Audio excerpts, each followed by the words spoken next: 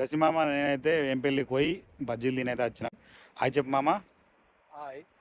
అందరు ఎలా ఉన్నారు అని అడుగు. అందరూ ఎలా ఉన్నారు? అందరు ఎలా ఉన్నారు, మంచిగా ఉన్నారా?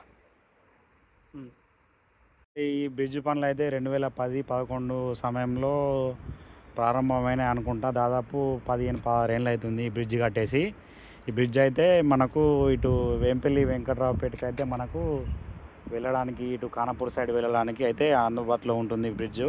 ఎక్కువ మంది అయితే ప్రయాణం చేస్తుర్రు. ఇక్కడ వేంపల్లి వెంకట్రావుపేట ప్రాంతాలు అయితే బాగా డెవలప్ అయినాయి. ఇది మా కొత్తపేట ఊర్లో నాగాలయం పక్క పొంటి ఉంది ఈ బ్రిడ్జ్. ఆ బస్సులు వస్తున్నాయి చూడండి, స్కూల్ బస్సులు.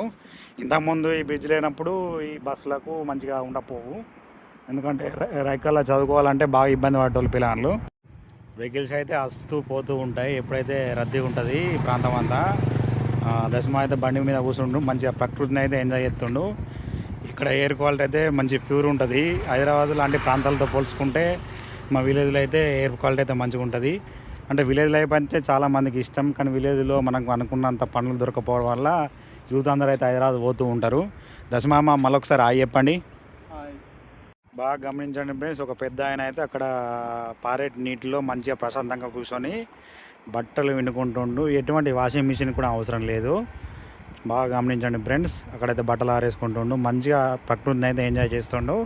పల్లెటూళ్ళల్లో వాగు ప్రాంతం ఉండి లేదా నదులు పక్క పొంటి ఉన్న వాళ్ళు అయితే ఇలా అయితే సేద తీరుతూ ఉంటారు. ఒకప్పుడైతే ఇంట్లో మేము సెల్మలు చేసుకొని నీళ్లు తాగేటోళ్ళం. ఇప్పుడైతే అట్లా లేదు, బాగా అయితే కలుషితం అయిపోతుంది. ఎక్కువ ప్లాస్టిక్ వాడడం వల్ల ఇదైతే అవుతుంది.